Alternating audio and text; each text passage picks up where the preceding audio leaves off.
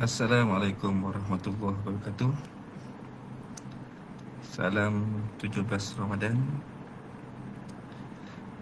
Kita sambung lagi berkenaan dengan fik darah wanita.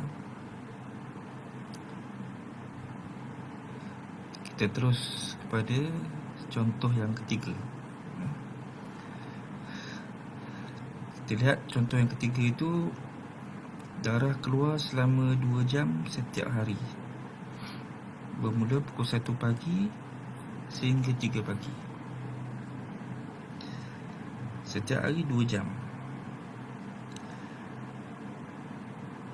Iaitu apabila darah berhenti pada pukul 3 pagi itu, pada tarikh apa, kita anggap tarikh 1 Ramadan, maka bolehlah dia berpuasa pada hari itu kerana darah telah berhenti pada pukul 3 pagi, tanpa perlu dia mandi wajib. Dan dia boleh solat seperti biasa, solat subuh, Zuhur, Asar, Maghrib, buka puasa dan Isyak. Dan esoknya juga perkara yang sama berlaku. Pada pukul 1 pagi keluar darah selama 2 jam sehingga pukul 3 pagi. Oleh kerana syarat-syarat haid itu adalah sekurang-kurangnya 24 jam, maka masih lagi belum cukup syarat untuk dikatakan haid. Maka masih lagi istiadah kerana 2 hari baru 4 jam. Dan begitulah seterusnya. Setiap hari dia boleh meneruskan puasa dan solatnya setiap hari, kerana darah yang keluar itu bukan pada waktu siang, maka boleh dia berpuasa. Namun masuk hari yang ke-12, apabila darah berhenti, maka cukuplah 24 jam syarat haid itu. Maka kesemua hari-hari yang 12 hari itu telah dihukum sebagai haid. Jadi hukum haidnya 12 hari, tapi dia hari yang ke-12 tu dia boleh puasa, kerana darah berhenti jam 3 pagi. Sebenarnya setiap hari dia puasa ni, cuma 11 hari yang dia puasa itu tidak sah, kerana setelah hari yang ke-12 dia mengetahui darahnya telah cukup 24 jam, maka kesemua 11 hari itu ataupun 12 hari itu adalah haid. Jadi hendaklah nanti selepas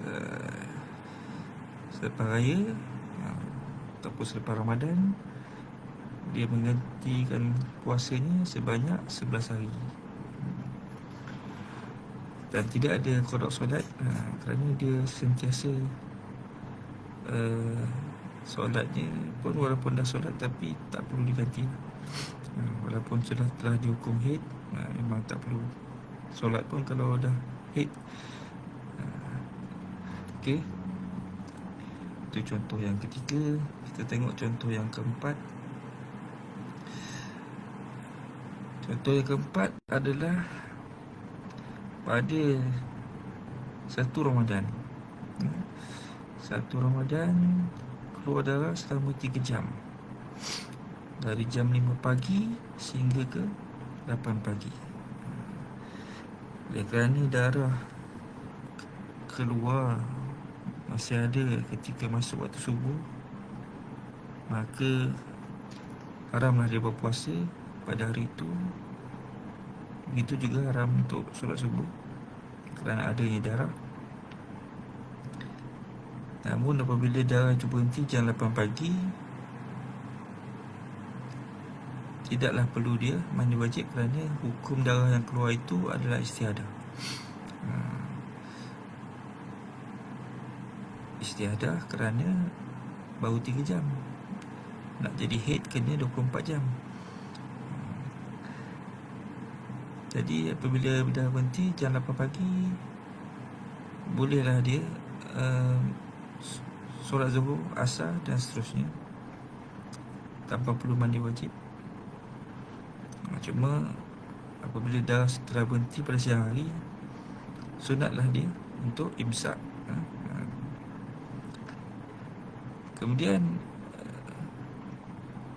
2 Ramadan hingga 5 Ramadan suci, maka dia berpuasalah seperti biasa, kerana tidak ada manik ataupun penghalang.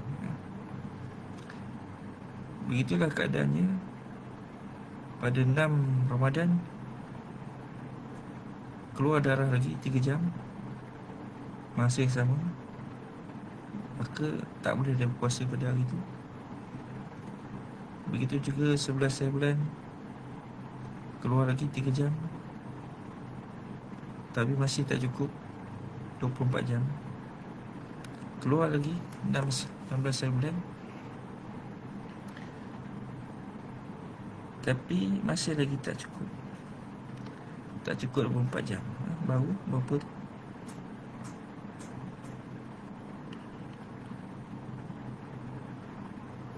Baru 15 jam. 12 jam. Baru 12 jam. Selama 16 hari baru 12 jam. Jadi darah haid tak mustahil dia lebih 15 hari. Maka tak adalah haid bagi dia, kerana dalam tempoh 15 hari tak ada darah yang keluar sebanyak 24 jam. Cuma dia kena qada puasa lah 4 hari, kerana darah keluar pada waktu subuh yang menyebabkan dia tidak dapat puasa selama 4 hari tersebut. Okey. Ada juga dia kena ada qada lah solat subuh. Kenapa? Sebab walaupun ketika itu keluar darah, dia tak tahu darah tu sebenarnya istihadah. Jadi sebab itu dia tak solat subuh. Tapi apabila dia dah tahu 4 kali darah keluar tu adalah semuanya adalah istihadah, maka wajiblah dia qada solat subuh yang ditinggalkan dalam 4 hari itu. Okey, sekian saja untuk kali ini. Kita sambung pada masa yang akan datang. Kita akhiri dengan tasbih kafarah dan surah subhanakallahumma wa bihamdika asyhadu an la ilaha illa anta astaghfiruka wa atubu ilaik. Bismillahirrahmanirrahim. Ar-Rasulullah sallallahu alaihi wasallam ila allazina amanu wa amilus solihati wa tawassaw bil haqq wa tawassaw bis sabr.